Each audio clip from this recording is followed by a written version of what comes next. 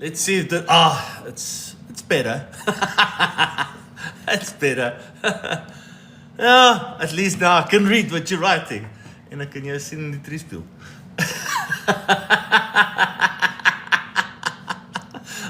This is gonna be fun. I can feel this is gonna be a fun evening. So, good evening. Close the mirror next time. It's just my wife, and luckily, she's got clothes on. I didn't have clothes on. I forgot about that part.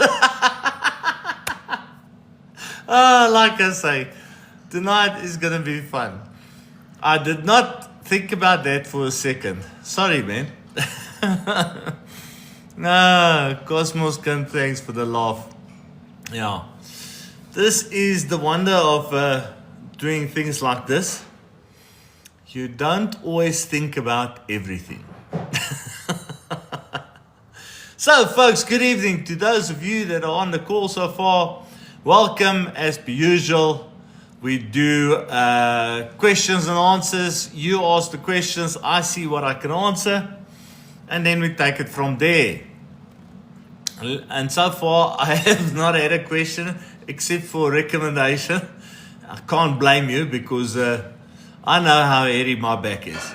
So I can just imagine what a shock it must have been for you to see it. Anywho, I'm just glad I didn't have to take off my pants. That would have been worse. But so there it is. So let's see, is there any financial questions tonight? Waiting for somebody to ask something. What I can tell you in the meantime is summer is definitely on the way. I can feel it.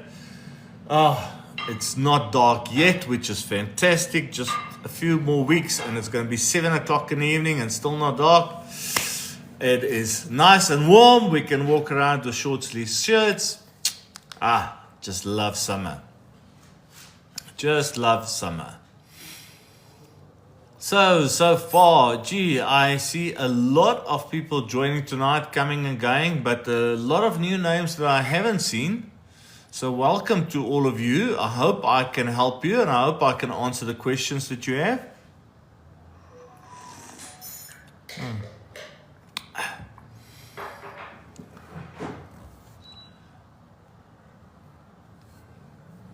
Peter and Joanne and Nepiso, Philip, and so they are coming in. Good evening, Joanne Stone.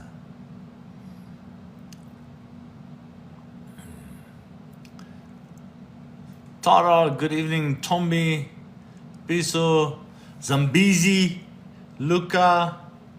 Yeah, definitely a lot of people that I haven't seen from before. Good. Kunta, I think I answered one of your questions just the other day. Arun says, I heard GP lost 1 billion rand into property investment. Arun, it is not impossible. I honestly can't tell you about that. What I do know is that the GPF is very, very strong, and we've had this conversation from before, that even if the GPF loses a lot of money, it's going to have to be substantial before they will be hurt. But what I can tell you with regards to that is if they lost 1 billion rand in a property transaction, the question is what type of property transaction was it? Because if we're talking about a property transaction that they were scammed out of property or they paid for this property to get it, whatever, yeah, that's bad. But if we're talking about a property transaction where we are talking about a property portfolio, then it's most probably not that bad because property portfolios move up and down just like shares. If you look at the size of some of the portfolios in South Africa that are worth billions and in some instances trillions, I think some of those portfolios move up by 1 billion and then move down by 1 billion again on a weekly basis. Just because of the sheer size of it. And then if they lose like 1 or 2%, well, there's a couple of billion gone. And when they make up at 1 or 2% again, then they get a couple of billion back. So it just depends on how the money was lost, if there was any loss. I don't know about it. I thought I'll just use it as a, what do you call it? Just a conversation starter to just to get us going tonight with regards to questions. But Arun, personally, I do not have any personal knowledge of that. And maybe it is because I don't spend too much time listening to the news, quite frankly, because a lot of the news is just rubbish. And yeah, I think news is for people who just wants to find something to complain about. Okay, in any case, can you kindly explain government bonds to me? I can't seem to understand the concept. Okay, I'll try and explain government bonds to you. So government bonds is, government says, listen here, we need R1 million. We need R1 million for a specific project, whatever it's going to be. So let's raise R1 million. And then I say, so how are we going to raise R1 million? They say, okay, we give out a government bond where we tell people, listen here, give us R1 million, and for every person that gives us some money, so for every person gives us 100,000 rand, let's say there's 10 people giving them 100,000 rand, I say for every one of you that gave us 100,000 rand, we will give you back that 100,000 rand over a specific period of time. So they go and they say this R1 million we need for a 1-year project. So we will give you this R1 million back in 12 months from now. And we guarantee you that we're going to give you a 10% return on investment. So we will not give you 100,000, we'll give you 110,000 rand. And that's how government bonds work. It is basically money the government wants for a specific project, and they get money from the public or from institutions, from companies to invest, and then they give you that money back plus a certain percentage. And the government bond can be over a period of time, 1 year, 2 years, 5 years, whatever the case might be. The thing is, because they are giving you money back plus interest, as it is interest, that interest is taxable in your hands. So that's a very short, simple explanation of what a government bond is. Let's see.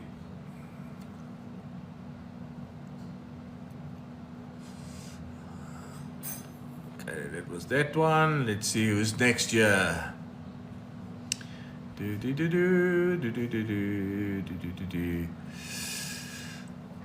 return is nice, but it's a tax trap, especially the retail bond, Chief Terry. Yes, that is my opinion as well. The return is nice. The return is nice because government bonds and in the interest that they offer is normally, I almost want to say, better than what a bank offers you in terms of interest.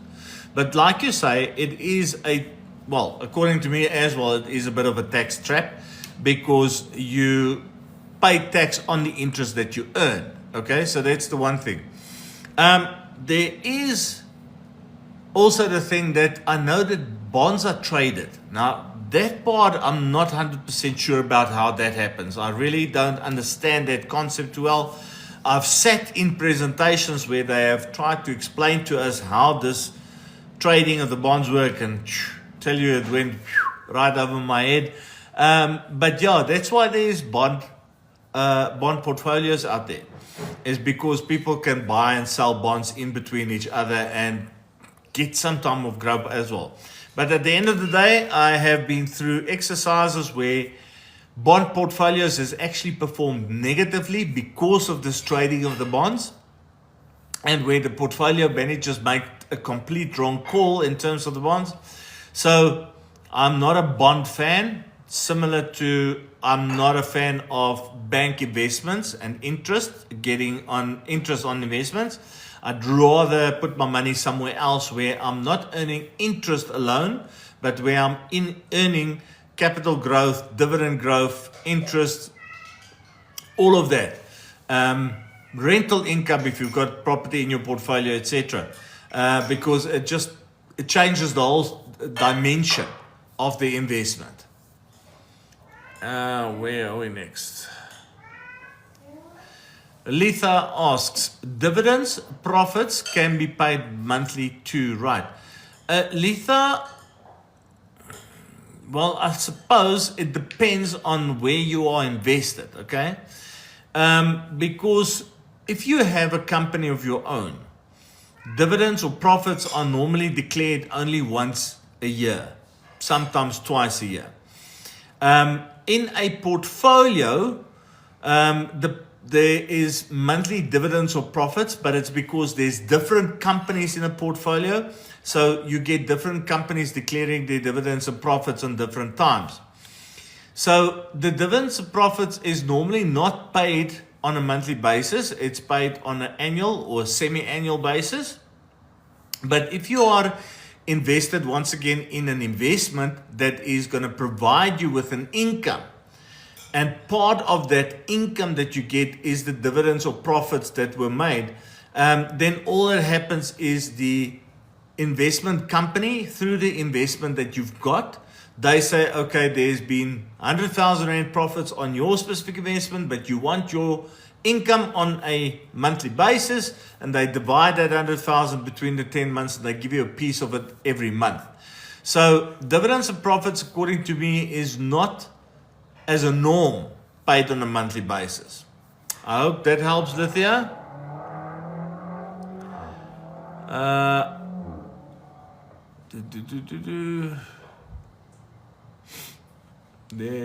Suddenly there's a lot of questions. Okay. I just want to get involved in government bonds. Kunta, I really don't know. I've never bought government bonds myself. I don't know. Like I say, you could go and buy a portfolio through an insurer, and they will have a variety of government bonds in there. I have never actually looked at it. I'm sure that if you go onto a platform such as Easy Equities or EQT Equities, that you would be able to buy bonds there. I also do believe that if you open a share account with a bank, you should be able to buy bonds via them. But I'm talking absolutely under correction here, and I can't say for sure. Arun, in savings pot in GPF, any growth or it stays without growth? Arun, remember that in the GPF, okay, it doesn't matter where your money lies in the GPF. There is no retirement pot, savings pot per se. Yes, if they give you a breakdown, they tell you in your savings pot is so much, and in your vested pot is so much, and in your retirement pot is so much. But at the end of the day, your money in your GPF is determined on a formula.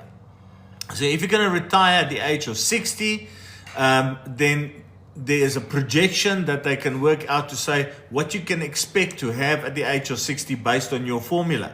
But if you're now 40 years old and you now want to make withdrawal from the two-pot system, which by the way is a very stupid thing, then they can go and use the formula to say how much is in your investment right now, and therefore how much is in your savings pot. Okay, so that's the first thing. You must understand that it's not your money and growth that you're earning on it, because it's all part of a formula. But the thing that you have to know is that in the GPF fund, all money is invested like it is with a normal portfolio. And all of the money, doesn't matter, once again, whether we refer to it as the savings pot, the vested pot, or the retirement pot, all of that money enjoys the same growth. It's like that with all pension, provident, and retirement annuity funds. All of them get the same growth.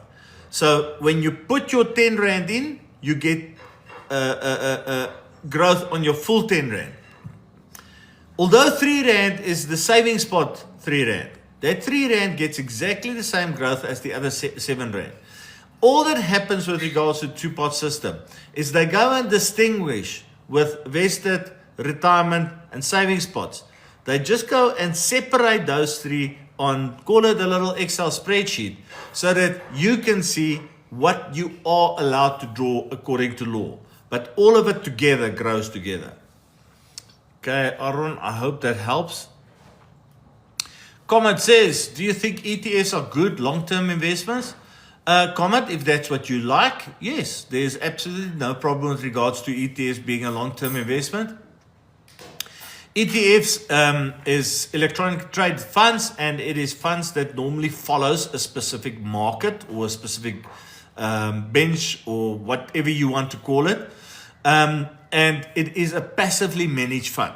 So let's say you go into the top 40 ETF, then basically what happens with regards to that ETF is it follows how well the top 40 shares are doing on a day-to-day, week-to-week, and month-to-month basis. And your money is invested alongside that same top 40 performance. So ETFs can be a very good return. You will see that often people talk about the S&P 500 and how well that's been doing. That's an ETF. Personally, I just enjoy actively managed funds. And how that differs from an ETF is that you've got a portfolio manager that doesn't just follow and do exactly what's happening in that specific sector and in that benchmark. The actively managed fund, the portfolio manager can actually go and buy and sell shares as they prefer to do it. I like that. To me, it just makes more sense. But that's me. But yeah, ETFs over long term, I'm sure could get very good returns. Colin, does the interest from the government bond automatically pull on your tax return like with bank interest? Yes, Colin, it does. So you will most probably also get an annual directive sent to SARS, which will be used with your normal interest that you earn from the bank to be put together with all your income in order to do your annual tax return and determine your tax. Once again, your bond, if you buy into bonds, it's going to depend on how you buy into the bonds. If you buy into bonds through a portfolio, once again, then you're not going to feel it because the portfolio manager is going to sort that out within the investment. You're not going to feel it. It's only when you've got that bond in your personal capacity that you will feel it. Retail bonds, Chief Terry says retail bonds are not traded, only the wholesale bonds, but you take market risk with wholesale bonds. Chief Terry, I cannot tell you, I am not that on par with regards to bonds, so I will absolutely believe what you say here, sir. Or ma'am. Terry can be both ways. Can I please share examples of what? Of ETFs? No, I can't. I can't really give you examples of bonds or ETFs because, once again, like I say, I don't really deal with ETFs. I don't like ETFs, so I don't recommend ETFs very often. So I don't know the ETFs, and most of these ETFs are incorporated also into portfolios and stuff. So I'm sorry, I can't give you examples. What I look at when I do investments for clients, I look at what the client needs in terms of the strategy, and then I go and take the portfolios that I like and I match it to the client's strategy and I put the client's investment in that strategy. And therefore, I do not have knowledge across the board of all funds. I said to somebody the other day, it's impossible for somebody to give a training session on portfolios per se. Because in South Africa, we're sitting with more than 2,500, almost 3,000 portfolios. It's impossible for somebody to know all of that. And now that includes bonds, it includes ETFs, it includes everything. So there is such a wide variety. At the end of the day, anybody can give you a general overview of the various options. And that's about, I think, as best as it can get.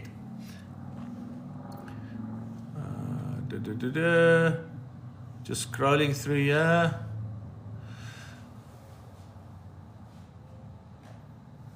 And where can I find fund that GPF invests in? Oh, you want to know where to find what the GPF invests in?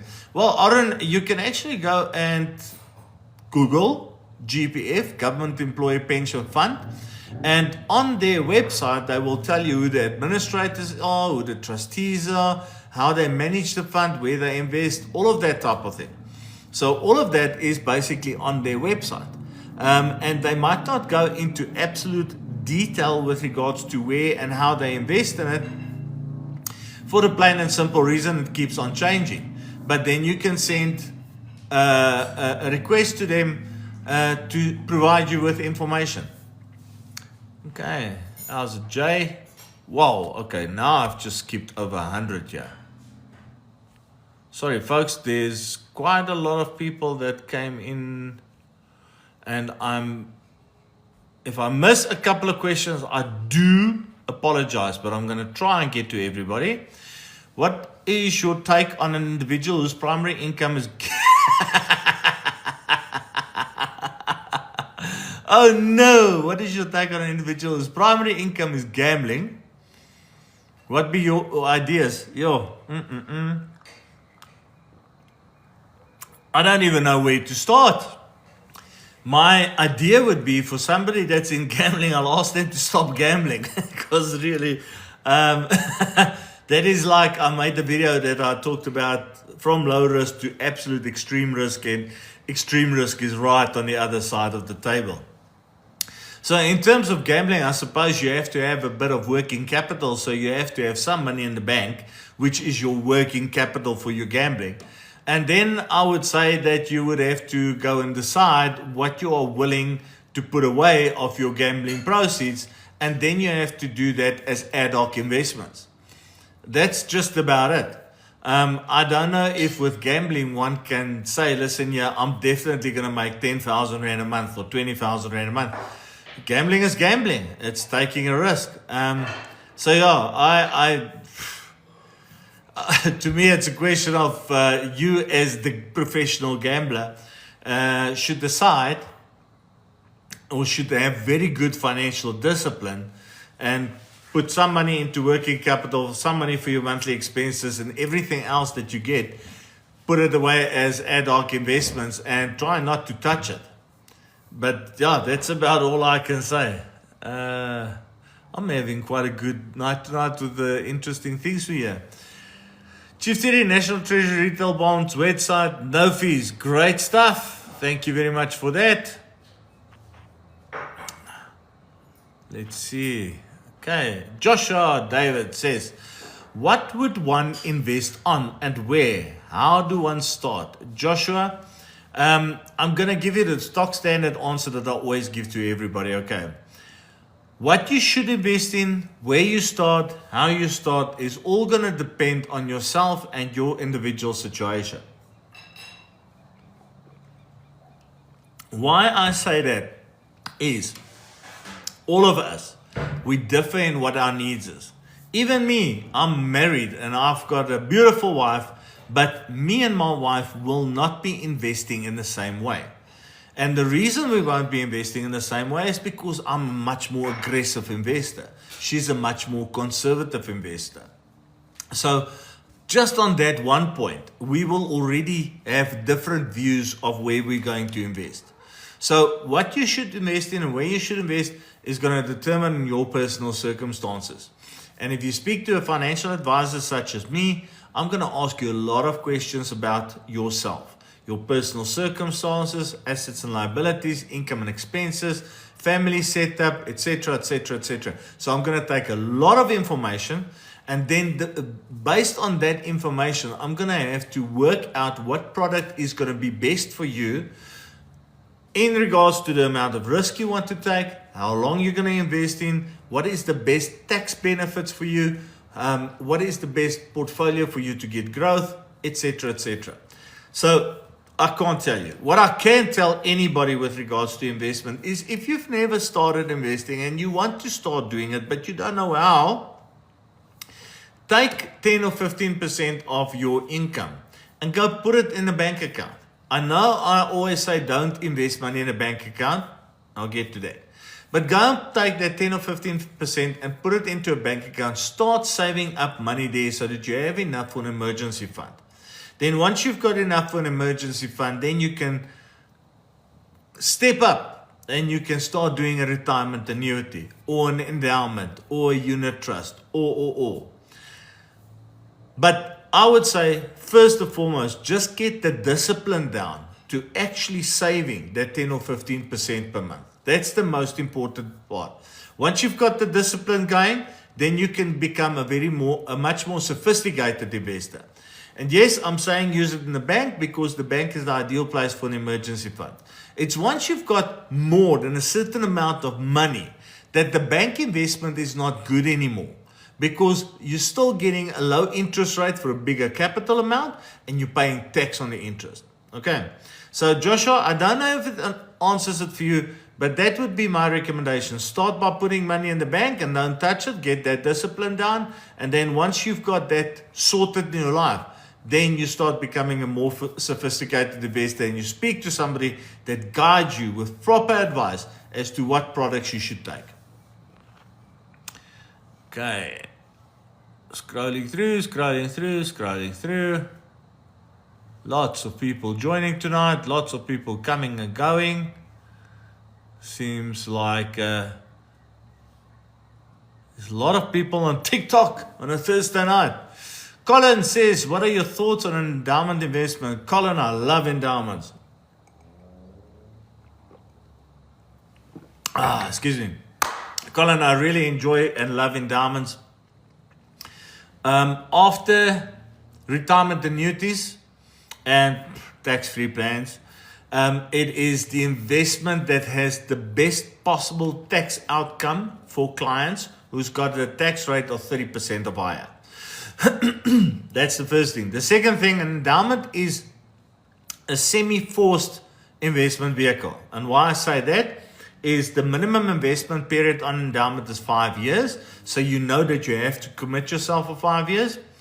But it has a bit of an escape clause. It gives you 2 withdrawals that you can do within those 5-year period. But you do get a little bit of a penalty if you do a withdrawal. So it basically says you have to commit for 5 years. We will give you an escape clause, but we will penalize you to make you think 2 or 3 times before you actually make the withdrawal. And then in that endowment, you can go and choose portfolios of a wide variety that can give you returns of anything from 6% to 14%, depending on the portfolio you choose and the length of time that you invest.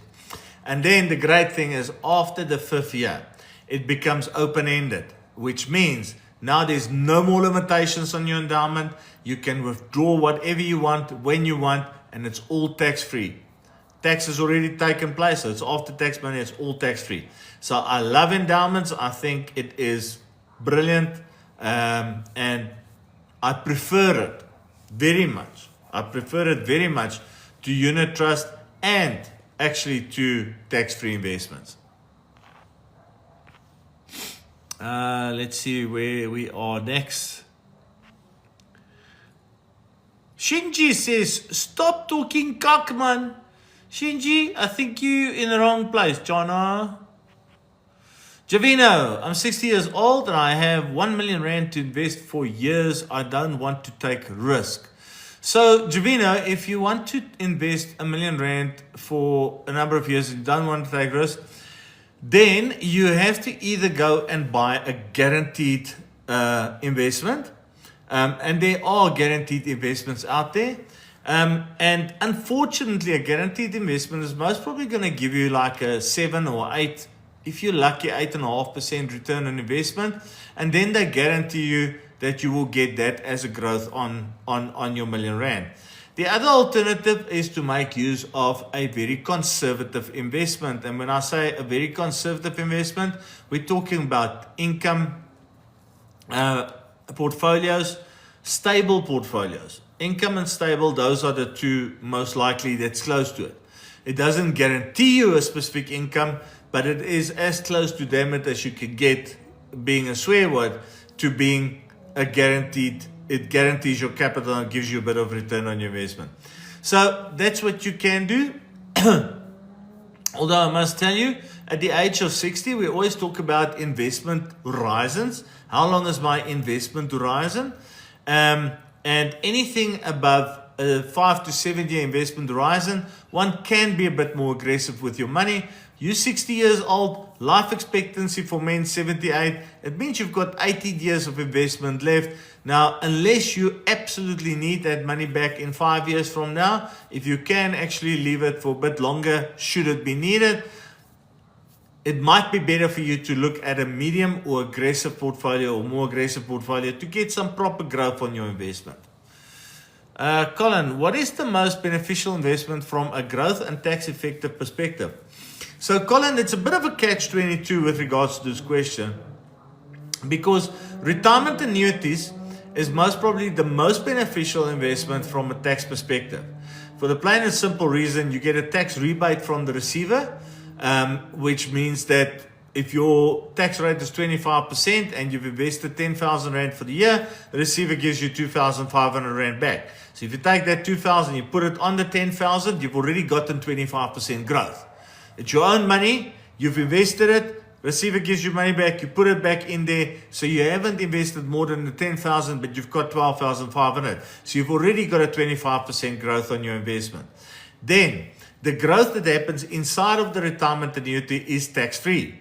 Okay, so where somebody will get a 10% return on investment in an endowment, for example, you'll most probably get 11% because there's no taxes in the portfolio. On the retirement annuity, however, it is limited to Regulation 28, so you can't go absolutely full-on aggressive, and therefore you're going to have to make peace with the fact that the return on your investment is going to be on the medium risk side, so anything between 9 and 11% is going to be a good return on investment.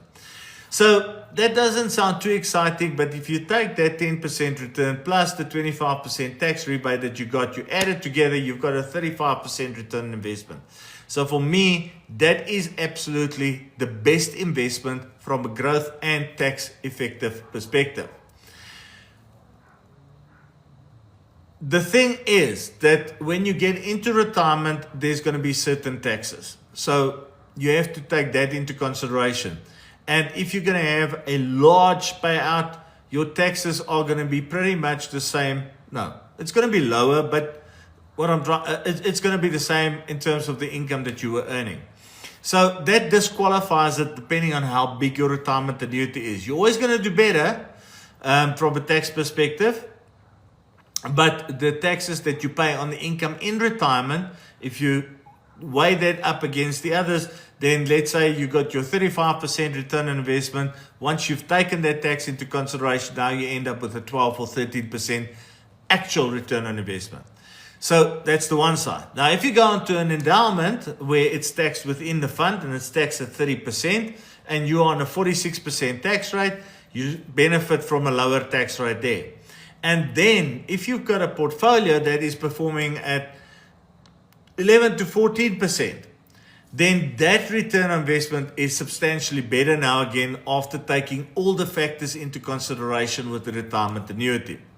So it is a little bit of a catch-22, but if you don't get too technical about it, okay, if you don't get too technical about it, and you look at what we see on a daily basis with what actually happens in terms of people's investments, then 99% of the time, the retirement annuity is going to be the best one of the investments. 99% of the time, that's the one that's going to give you the best return on investment. So that would be my choice. Retirement annuity first, then endowment. Okay, Colin, I hope that helps. Oh, shit, but now we're going to have to jump 110 here again. Colin, let's see. We need to get back to Colin's comment because that's where I saw the last question.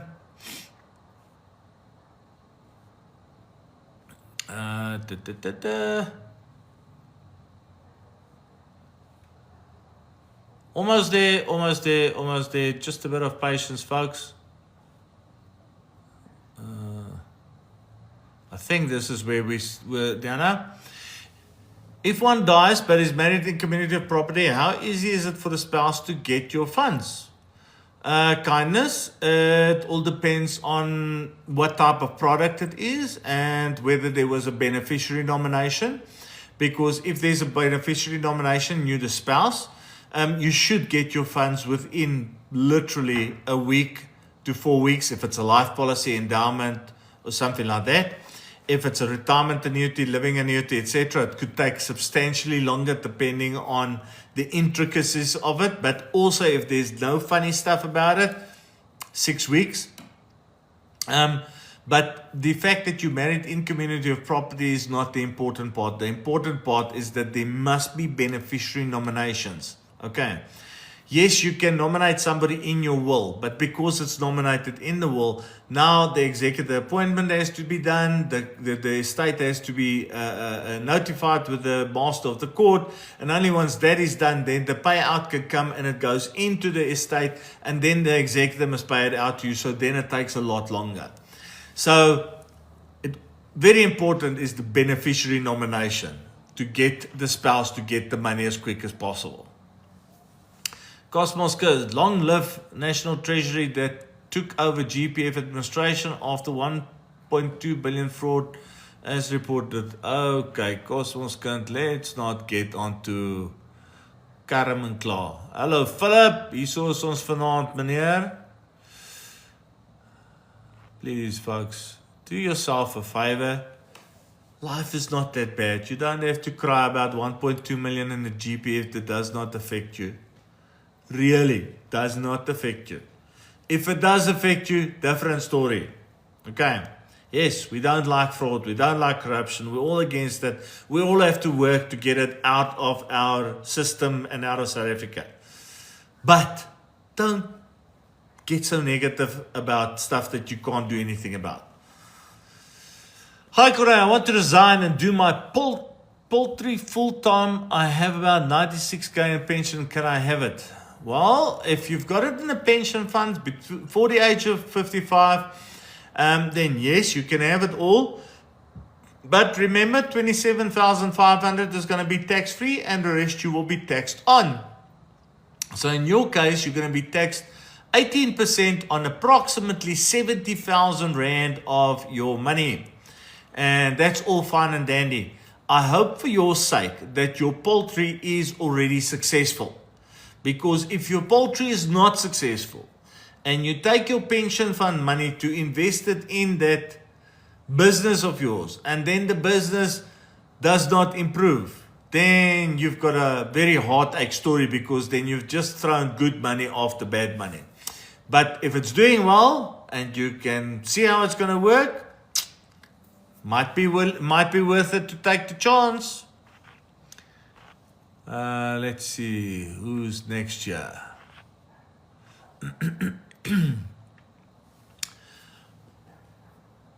Joey says, Joey Bocello, how much does your consultation cost regardless of the investment portfolio?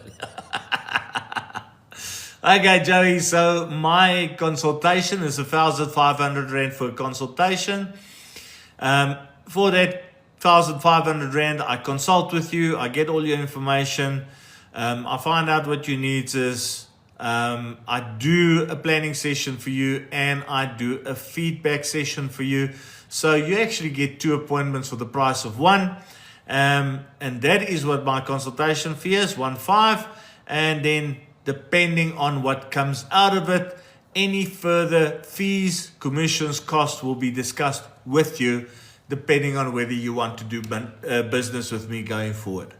Hope it helps, but MJ Fasagi, are you able to invest in a tax-free savings account if you work abroad? And is there equivalent tax-free savings accounts as well? So MJ, yes, you can invest in a tax-free savings account if you work abroad. Nothing that stops you to do that. All you have to have is a South African bank account, and you must put money into that bank account in order for your annual or monthly debit order to go off that bank account. But no problem with regards to that. And is there equivalent tax-free savings accounts as well? I'm not sure what you mean by equivalent tax-free savings accounts, and I don't know if you're talking about internationally. I don't think there's many countries that has something like South Africa called a tax-free savings account, so I don't know if there will be something like that for you abroad. In terms of the different tax-free savings accounts, there's plenty of them. You can do tax-free savings, unit trust, tax-free savings, endowments, tax-free savings, bank savings account. So there's plenty of options. I hope it answers it, MJ. I'm not 100% sure about that second sentence that you put on here, mate. Let's see. Hopefully we don't skip somebody else now. Let's go. Interesting people that join with interesting names. Anela Barkers, good evening. May you kindly explain tax-free savings investments? Okay, tax-free savings investments. Let's put it quickly. So government says that you can invest money into a tax-free savings account or a tax-free savings investment. And what they say is you can invest 36,000 Rand per year in this investment. It doesn't matter if you put 3,000 Rand a month in there, if you put 36,000 Rand per year as a single premium in there, or any other combination, just not more than 36,000 Rand per year. Then it goes further to say, over your lifetime, the maximum you can invest is 500,000. So if you put in 36,000 Rand every year, it's going to take about 14, 15 years before you filled up your 500,000. And what this says, and the only thing it says, is all that money that goes into that investment, all the growth you get on it is tax-free. So on a normal endowment where there's capital gains tax inside of the investment, on a tax-free investment, there's nothing. On a unit trust where there's capital gains tax in your hands, there's nothing in the tax-free account. On a savings account with the bank where the interest is taxed, there's nothing like that on the tax-free savings. So that's it. 36,000 per year, 500,000 Rand over your lifetime. All the growth that you get is completely tax-free. But if you invest more than 36,000 Rand per year, every Rand that goes in that's more than 36,000 Rand, you are taxed on at 41%. Okay, so even if you just put in 100 Rand too much, 41%, 41 Rand, you will be taxed on. So that's how it works. Okay, let's see who's next year. Kunda, oh, thank you very much. Thank you very much, Kunta, for sharing my life. I appreciate it. Yeah, MJ, not completely right. Saying to Anela that you don't pay any tax because you already paid income tax. Yeah, that's not why a tax-free is a tax-free, mate. Tax-free has nothing to do with the fact that you've already paid tax. And 5 income lifetime, that's correct, MJ. Thank you very much. Way, and there we go again. Now I have to scroll back and find out where I was again. Sorry, folks. There's so many people coming in and asking questions that I do miss. And we are getting up to 1:45, so I suppose I'm going to have to rush a bit. Philip Esterhuizen says, tax-free savings, maximum contribution of 36,000 per year, up to 500,000 contribution. Thank you very much, Philip, for helping out. Colin says, thank you. It's a pleasure, Colin. Angel, I received the lump sum of 1,034,205 and I want to take 1/3 with a living annuity. What is my tax on the 1/3 cash? Okay, so Angel, you're confusing me a little bit here, okay? Because if you say you took a lump sum of 1 million Rand, it means that your total pension fund value was actually 3 million Rand. But if you're saying you want to take 1/3 with a living annuity, what is the tax on the third cash, okay? Then it says to me that your pension fund value is 1,034,000. You want to take 1/3 of that, which is a little bit more than 340,000 Rand, and the difference you want to buy a living annuity on. So Angel, if I understand you correct, your 1,034,000 being the total amount means that you're going to have about 340,000 Rand as a single a lump sum that you can take. If you've never taken any other lump sums in your life, then the full 340,000 Rand will be tax-free. And then the difference that you put into your living annuity, you're going to draw an income, and that income will determine if you will pay tax on it or not. I hope that helps, Angel. I hope I read it right. I hope I understood it right. Joey, oh, we're back with you. I am a gambler. Provisional taxpayer. Advise me to pay less tax and more later. Yes, Joey. Well, like I said, mate, if you are a professional gambler and you are making your money out of that and you're a professional taxpayer, What I would do is I would look in terms of my tax returns, what I am seeing as earning as a gross income.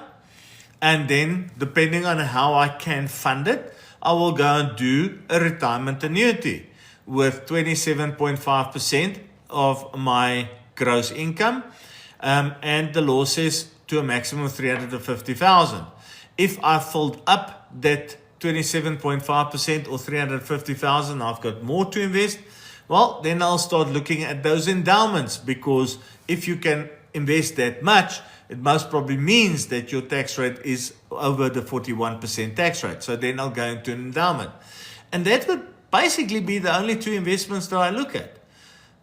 People should understand that we don't have to have 20 different investments to benefit from everything in life. You have those two investments, a retirement annuity and endowment, you're set for life. As long as it's in the right portfolios, as long as you consistently invest, you're good. And I promise you that with those two investments, Joey, you are going to have good, the best. You're going to have the best tax situation in terms of paying less now and maybe more later. As a matter of fact, if you do the planning right, you will pay less now and less later. That's the truth. Absolutely. So let's see who is next year.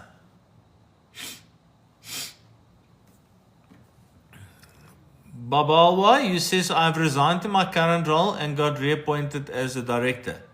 Okay, I cannot remember if you made a comment earlier and how this will relate to it. So you might have to give me some more. Okay. Oh, there's the more. But I want to reinvest quite a chunk of money. Okay, Babalwa, if you resigned, the best thing would have been, yes, you're welcome to come and consult with me, but the best thing would be if you have resigned to not take the money from your pension or provident fund and to move it over to a preservation fund. So that's the first thing. So I hope you haven't withdrawn it. I hope you have not paid the tax and withdrawn it. If you have, well, unfortunately, water under the bridge. You paid the tax, you suffered. But then, yes, you have to invest as much as possible with that money. And now you're going to sit with the situation that even though you are re-employed and you're back on a pension fund, you're going to have to take extra money out of your monthly income to invest, to catch up with what you've just lost in terms of taxes. Okay. So Babalwa, absolutely. I told everybody in my profiles, my WhatsApp number, contact me. We can set up a consultation and I'll guide you through the best possible ways of investing your money. Philip, don't be nasty, brother. Don't be nasty. MJ Versace, I mean, are you able to have a tax-free savings and the United Com? Yes, absolutely. Because remember, your tax-free savings investment that you've got in South Africa, it has nothing to do with your income. Whether you're earning an income or not, it doesn't matter. That does not affect whether you can have a tax-free savings investment or not. And if you are working in the United Kingdom and you're earning your income there, you are taxed there. So you're not being taxed in South Africa, depending obviously on how much your income is, because if it's over a certain limit, there might be some taxes payable in South Africa. But you can have a tax-free investment on that side as well. So absolutely, there is nothing that stops you from having or benefiting from both countries and the tax-free investments that they offer. So yes, MJ, you sharp there, brother. Absolutely 100% sharp. Let's see what else we've got here. Folks, we're coming up to 7 o'clock. If I do not get through all your questions, let me just say that now. If I don't get to your questions, okay, because I normally go over a minute or two, but I'm not going to spend here until 8, 9 o'clock. I also want to go and sleep at some point. So if I do not get to your question, okay, please go to my profile, get the WhatsApp number, and send me your question. I promise you. Sometimes it takes me a day to get to everybody, but I get to it. And I promise you, I give you an answer. The WhatsApp number is easy. You use it. You send me your question. I reply either in writing or with a voice note. And once you've asked a question there, you can keep on asking questions. It's fine. I'll gladly assist you. Old man again says, current option with best returns over 3 years.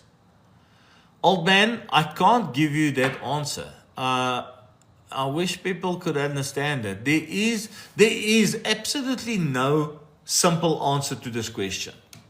There is no simple answer to this question because each of us differs. There's some people that's going to say the best return for me is going to be 7% and they can put it in the bank. The next person is going to say, no, hell, I want to get 35%, and then you have to try an alternative investment. The next person is going to say, no, I want to have a 10%. Then you're going to have to go with a semi-aggressive portfolio. If it was as simple as this, to answer this question, current options with the best returns over 3 years, if it was as simple as me saying, take your money, go put it in investment X and make use of portfolio A, I would be a multi-millionaire. I promise you, I would be so rich I won't know what to do with my money because everybody will want to speak to me. But because we don't have that crystal ball, because I don't know what your circumstances is, and because I don't know how much risk you can take, I cannot tell you. And even if you tell me, Corey, I'm a very aggressive investor, I'm willing to take lots of risk, I still can't tell you because you are leaning towards alternative investments. And on the alternative investment side these days, I know of 3 companies that I like. And between those 3 companies, they already have like 25 different portfolios to make use of. So, yeah, it's not that easy. Sorry, mate, can't give you a straight answer.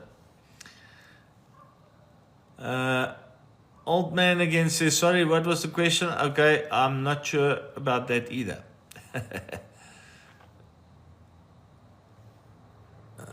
I like the conversation inside the conversation here.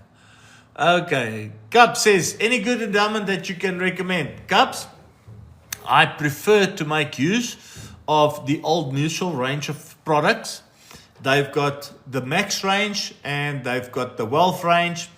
And both of those I find to be very good from a cost perspective and very much from the portfolio that you can choose as well.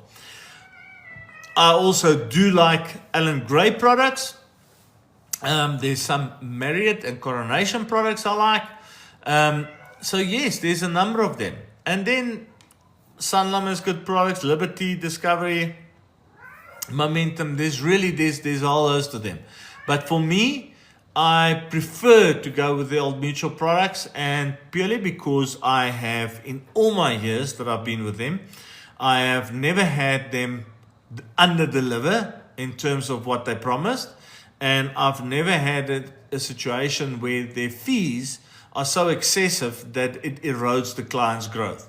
So just for those 2 factors, before we even go into the rest of the stuff, that's where I prefer to go.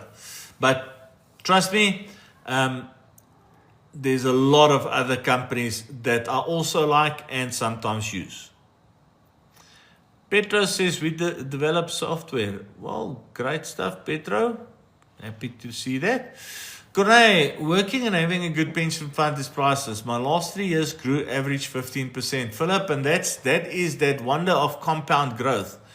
I've got a mate who is actually also one of my top 5 clients. Just so happened that we became friends years ago, and I started doing his financial advice for him. And, well, he is now, how old is he now? He's getting to about, I think it's 53, maybe 54. So he's just about at the age where he can start thinking about retirement, although he's only going to think about retirement at the age of 60 or 65. So I'm sure you won't mind that I mention this because I haven't mentioned his name or anything, but we had to look at his stuff again the other day, and we looked at his company pension fund that he contributes to. And his monthly contribution with the company's contribution is 10,000 Rand a month. his monthly growth that he gets is 10,000 Rand a month. So his contribution, together with his company's contribution, is 15% of his gross income per year. And his actual return at the moment is 15% of his gross income per year. And that is because of the growth on growth factor, that wonderful eighth wonder of the world, compound growth. In 2 years from now, next year, not even in 2 years, next year, he's already going to be in a situation where whatever he contributes, the growth is going to be more than his contribution. And it's going to keep on going to the point that if he keeps up for another 5 years, he might be contributing 12,000 Rand per month at that stage. But his growth is going to be 24,000 Rand a month. Growth on growth on growth. So Philip, yeah, it's absolutely wonderful. Petro Grobele, portfolio managers like easy equities. Okay.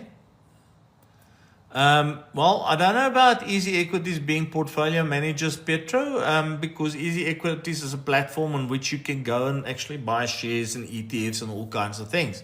I don't think they have portfolio managers because you, the individual, is the one that buys your own investment products there. So, yeah, that's just the way it is. Whoa. There, we took a quick jump again. Let's see where we were. I was with Petro just a while ago. Ding, ding, ding, ding. There we go. Petro was there. Let's see now. Okay, Calm says, what is a good amount to have to retire comfortably with at 55 years? Calms? I don't know. It's as simple as that. I don't know. For some people, R1 million is enough to retire with because they need very little. So if they have R1 million, they're in seventh heaven because they're going to draw an income of 2,500 Rand a month and they're happy. For some people, 100 million is not enough because they want 300,000 Rand as a monthly income. So there is no set figure that gives you a comfortable retirement at 55. The figure is only determined by you. You must go and work out how much do I want as a monthly income. And the easiest way to do that is to say, I am now 30 years old or 40 years old or whatever. My income that I earn per month is 10,000 Rand, for example. If I don't have debt or I don't have that or whatever the case might be, a comfortable retirement amount will be 8,000 Rand a month. And then to go and project that 8,000 Rand to the age of 55 to say, okay, based on my age now, 8,000 Rand a month would be good if I retire now. But if I projected into the future, I would need 24,000 Rand a month. And then once we know that figure, then one can go and say, okay, so in terms of capital, how much capital do I need to give me 24,000 Rand a month? And how long does it need to last me? Because now I have to work out what that percentage is that I can take at that stage to get that income to make sure the capital lasts forever. So it's a bit of a calculation. It's a bit of a planning process, Krams. That's why I still have a job, because I do this for clients and then I help them to actually retire. Petra says, love your profile pic. Oh, thank you very much, Philip. Thank you very much. Joey, I am in Krugersdorp in Gauteng. I've got some advisors that are in the East Rand, some in Potchefstroom and in Robertson in the Cape. So I've got some advisors all over the place. Yeah, I can put you in contact with one of them. They're closer to you, but if you want to meet with me personally and you're not close enough, I do a lot of consultation via Google Meet and Teams meetings. Just can't get to everybody anymore. But if you want to see me in person, you're going to have to come to Krugersdorp, mate. Lovely spot that I have. My offices is above the Dross and across the way from the Krugersdorp golf course. So, lekker place to be. Okay, Joey says, I'd want to meet you in person for consultation. There we go. I've just given that to you. MJ says, planning on moving to the UK in 6 years' time, so that's what I'm asking. Thanks a lot. MJ, you can move to the UK. Remember, the thing is, it's all about financial immigration, whether you want to financially immigrate or not. And these days, I don't know. I must be honest. A few years ago, that was the rage. Everybody just wanted to immigrate. These days, with regards to where you can invest, where you can be in the world to get your money, etc., I cannot understand for 1 second why anybody want to financially immigrate anywhere. The rules have been slackened so much that you can literally go just about anywhere in the world these days without having to immigrate and enjoy all the benefits of the different. Yes, in die camera. Is it? Yeah. So yeah, MJ, that's it. That's my wife wanting to warn me that I should now stop and come and eat. In any case, I'll run through the last few ones and then I'm going to say goodbye, folks. Hi, Kunai. Mila says, hi, Kunai. What advice would you give if you have 500K? Where's the bit? Mila, we're not going through this again. We're not going through that question again. If you tuned in late, I'm sorry. Send me a WhatsApp. I'll answer it, but I'm not answering it again. Okay, Swartkat, I eat maybe 100,000 Rand my tax-free already and didn't know I must not eat there, but now I have to. Swartkat, a tax-free investment only works if you leave it in for the long time.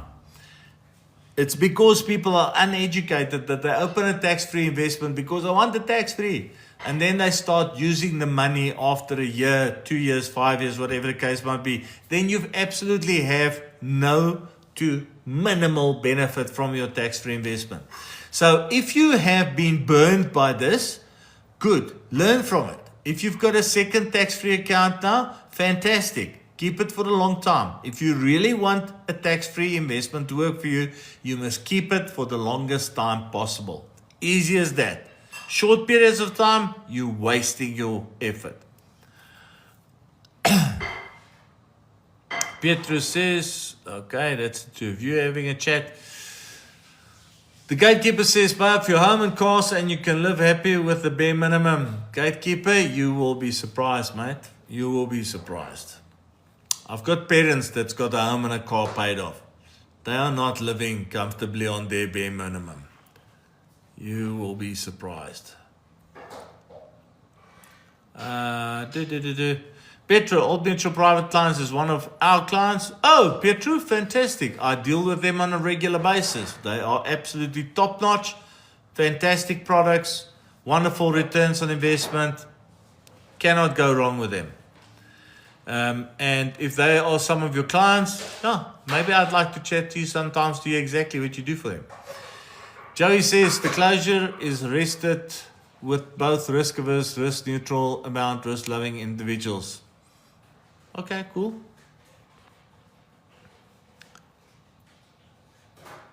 Whoa. Here we go. It is such time. Even TikTok is telling me, listen, your brother, it's now an hour that's gone. Okay, folks, I'm almost at the point of saying goodbye. There's a lot of messages, but I'm not going to get to you all. I'm sorry. Bongani says, hi, mister, I've got pension fund. Where can I take retirement annuity? There's plenty of places, Bongani. Once again, send me a WhatsApp. I'll answer it in more detail, but I've answered this question 100 times. Petro says, I got my kids start investing now. And easy, good. Oh, beautiful, Petro. Fantastic. Let them learn from an early age. Folks, I am sorry. I am not going to get to any more of the questions. There's a lot of questions that I can see. Unfortunately, there's also a lot of questions that's the same as what I have answered on numerous occasions. So, in my profile, WhatsApp number, send me a WhatsApp. I promise I will answer your question. If you don't want to do that, next week, Thursday, same place, same time, we do it again. Have a splendid evening, fantastic weekend. Keep well. All the best. Bye-bye.